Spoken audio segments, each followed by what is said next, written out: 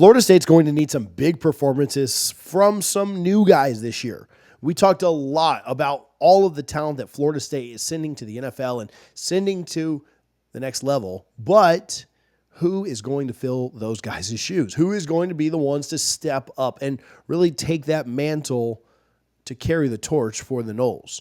Richie and I are going to talk about some guys on both offense and defense that we think have the best chance to really, truly break out and take their game from one level to a completely different level. Now, some guys we'll talk about, we think will break out all the way up into being ACC members at the end of the year, all ACC team members, and maybe even All-Americans at some positions. Other guys we're going to talk about as being pretty low on the depth chart to break into a starting role. Other guys will be true freshmen. Other guys have been in the system for a while, and they're finally going to step up and make a big, big difference. Who do you guys think break out? Who do you guys think are the ones that really show out for the Seminoles this year? Listen to mine and Richie's thoughts, and make sure that you're commenting below with who you think exceeds expectations and who you think has a really good year for the Noles in 2024. Let's do this, Richie. Breakout candidates for 2024. Here, I'll give you my first one on offense. I think Hakeem Williams kind of goes off this year. That's who I really like on offense. I think that just athletically he's there. I think the injury set him back a little bit last year. I think that was frustrating for not only him, but also the fan base, because you got a 5-star and you're like, hey, let's roll. I think he puts it together. And I don't know, man. Somebody asked me how I feel about our wide receiver room the other day, and I just said, man, I think there's so much talent there. I think it's just about who steps up. Like, can Kentron start being healthy, for the whole year? Can Destin be healthy for the whole year? Can Hakeem be healthy for the whole year? Because you knew Keon was going to be your guy last year, and you knew when Keon was banged up, you knew Johnny would be there for you. You knew you could rely on some different pieces, but how do those pieces work together? How does Jaylen Brown fit into that? So I don't know. If we got to pick one, I'm going to go with Hakeem Williams. I think that, he still feels so young to me, and obviously he is, right? Like he, just played 1 year. He's a true sophomore. So I would lean that direction, but my first one and mine on offense is I'm going to go with Hakeem Williams to kind of break out this year. And I get it. That's not a super oh, wow, you picked a former 5-star. Like, well, good job, TJ. Like, you really went off there. But I don't know. I think that when you look at the talent in that room, I think that it's kind of close. Like everything from Destin Hill all the way to, Kentron to other guys there. That's the pick that, Jaylen Brown and Hakeem. I think that's the pick. I think that it's Hakeem Williams stepping up and doing it. Somebody's going to have to emerge as wide receiver one, and we're not to spring yet. So maybe this is a hot take, and maybe he doesn't emerge as wide receiver one. But I think that if I've got to go anywhere, I think I'm going with Hakeem Williams breaking out. So that's my offensive one. Where are you at? So you stole my number one, because I'm looking at the list of 4 guys you gave me. I had Hakeem. Oh, whoops! But sorry. I'm gonna just echo on to that. Then I'm gonna steal one of yours. I'll say Destin Hill. I think he is a growing man. He is ready to have, in my opinion, a breakout season. And to your point, TJ, this wide receiver room is loaded with potential. There's not a ton of proven production, but when you look at just what could possibly be, whether you're looking at these transfers from Alabama, LSU, who you already have with Destin and Hakeem, there is just a ton of talent in this room. And, if it's not Hakeem, I'll take Destin, and then I'll go bring it inside a little bit. I mentioned him earlier, Kyle Morlock for me. I truly think he is poised for a breakout season. Shout out his dad, a big fan of the pod. It comes to all our tailgates.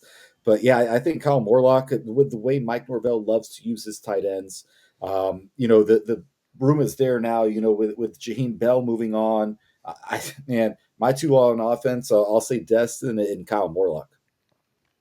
All right, I'll finish out on offense, then we can go to defense too. But yeah, shout out the Morlock family. They all were in Charlotte. His dad was there. I saw his mom there. They invited some friends, and some people walked up that I didn't really recognize and didn't really know. And I was like, hey, you have tickets or whatever? And they were like, no, we're just here to see the Morlocks. And I was like, oh, if you're with the Morlock, you're good to go then. Come on in. So they had some friends. His sister is always there. She's always super sweet. Her husband. They bring a crew, and so big shout out to the Morlocks. Deep. Always. I'm sorry. They roll deep. Yeah, they're awesome though. Like Yeah. I love them coming, like, because it's so cool to kind of get.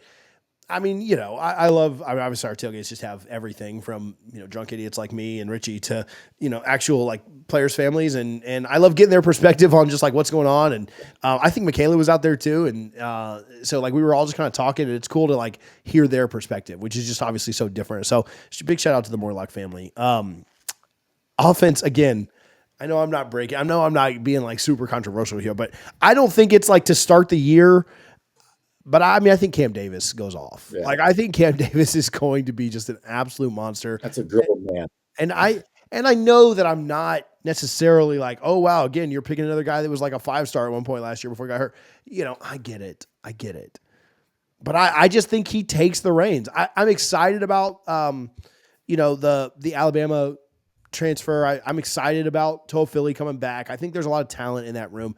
But I don't know. It's hard for me to not look at like what Cam Davis can do physically and not pick him. It's hard to just look at that and be like, oh yeah, I don't, I think it's later in the year. Dalvin didn't get going until Louisville. I think that was like game 6 or so, 5 or 6, halfway through the year or so.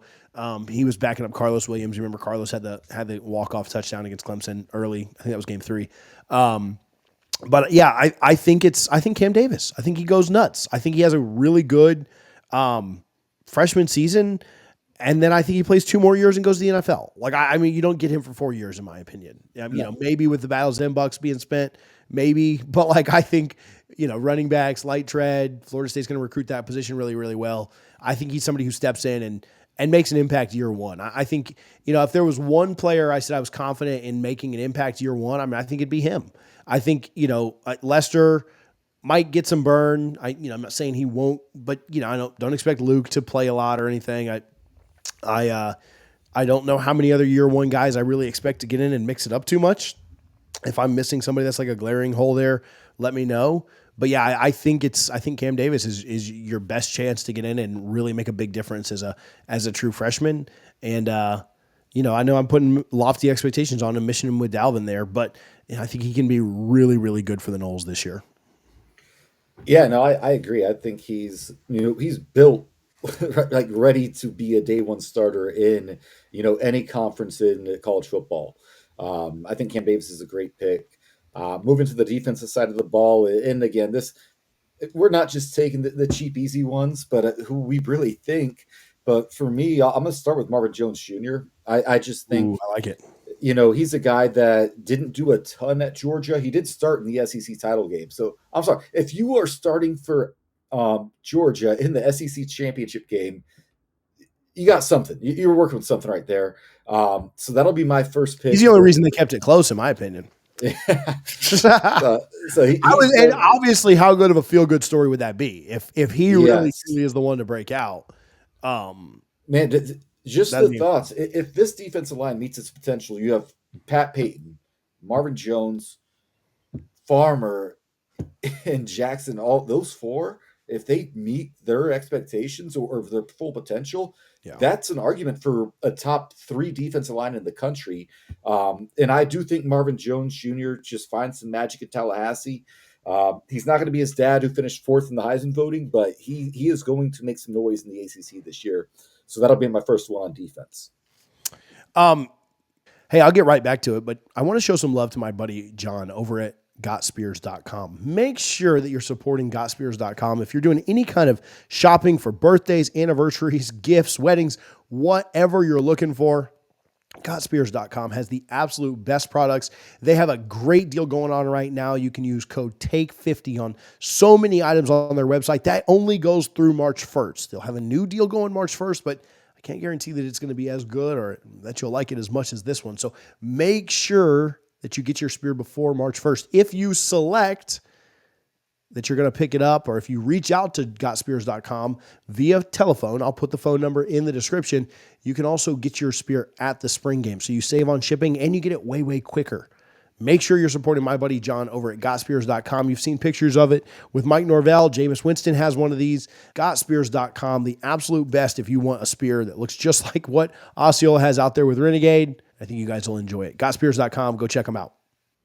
Yeah, I think he's already kind of broken out, but I think he becomes a there's different levels of like breaking out, right? Like what we kind of Yeah. expect I'm from, talking first team all conference. yeah, what we expect from different guys, different breakout. But I'll say this, I think Azariah Thomas becomes a household name. I think he absolutely has that. How people always say that, like he has that dog in him, right? Like he could be that guy to really, really be special and really, really, like lock down. There's going to be some openings. There's going to be some opportunities out there at corner. You'd think that your starters are going to be he and Fintrell after Green and Jones go to the league. And I think he could absolutely, like the way that Jerry and Jones took that leap, and the way that Renardo took that leap, and they were just absolute great corners. I think that could certainly be what's in store for Thomas. I love the way he plays. I love his aggressiveness. I love his athleticism. I love his mentality. He took over the Battles Ends Instagram a couple of days ago, and I thought he was funny. I thought he was focused on it, on what he needed to be focused on, doing like devotions and different things like that. I like him as a person. I like him as a player. I like how he, comes off as kind of soft spoken, and then he gets out on the field and he is ready to just absolutely go to war. I think Azariah Thomas is kind of my first defensive pick. And I think he's going to go from, a solid player to, yeah, I don't think he's back in 2025. Again, now with Ingram, maybe we're doing some work in the retention department, maybe, but I think he plays his way out of Tallahassee. Like I think he's in the NFL in 2025. Like I don't think he's back for another season. I'd love to be wrong on that. I'd love to get him for 2 years, but yeah, there's my bold take at this point. I think, even when he signed, a lot of us thought, man, this guy he could have the highest NFL potential in the entire class.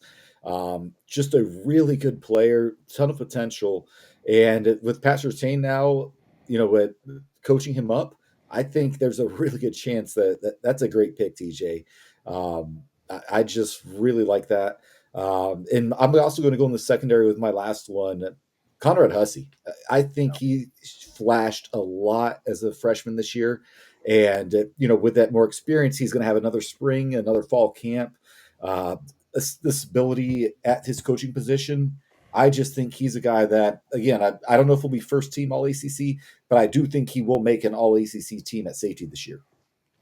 I like that pick. Also, if there's one guy on the team that I don't want to get hit by right now, it's Conrad Hussey. Like obviously the defensive lineman or Cam Davis, honestly, shoulder pad. But on defense, save me from all of that trauma. I'll go Justin Cryer. Led the team in tackles against Georgia. Really kind of came on, started playing a lot more toward the latter end of the year, and then showed that like, hey man, my effort's not going to be down just because we're about to get our heads beat in and get whipped by Georgia, and we certainly did, right? And that's fine. But I really like that kid. I'm hoping he can make that leap. Big body, big kid. Linebacker room wide open. I don't. And you're trying to pick guys. I'm not saying he's going to be our best linebacker, but obviously I'm not going to pick Lundy because I feel like he's already that guy. I'm not going to pick, Murphy from Alabama. I feel like, we need to see something there. But somebody that I've seen and think can kind of make that leap, I think Cryer could be that guy at the linebacker position. Almost like when DJ started, like Lundy started to kind of emerge in 2022. Right. He wasn't amazing. He wasn't great. He made some mistakes. He was a liability sometimes in coverage, but he really provided that solid option for you past Deloach and Bethune to where you were really excited about him getting him in 2023. And then you were like worried about him being gone when he like had a mini vacation to Boulder for a couple of weeks. And so I think that was, that's a big one for me is if they can get some good play out of another linebacker, you know, kind of what you're going to get out of Lundy. You think Murphy's going to be pretty similar to Lundy. Maybe a little bit, maybe a little bit quicker, maybe a little bit more athletic, still not a great, kind of coverage linebacker. But if you can get something out of Cryer too, I think that would be a good player to break out. I'm not projecting him to, be all ACC or anything like that, but just to be your third really solid linebacker. And then obviously you'd like to see more out of, hey, I'd like to see Blake in there some. I like to see Omar and see everybody raise their game, but Cryer's kind of my pick there. So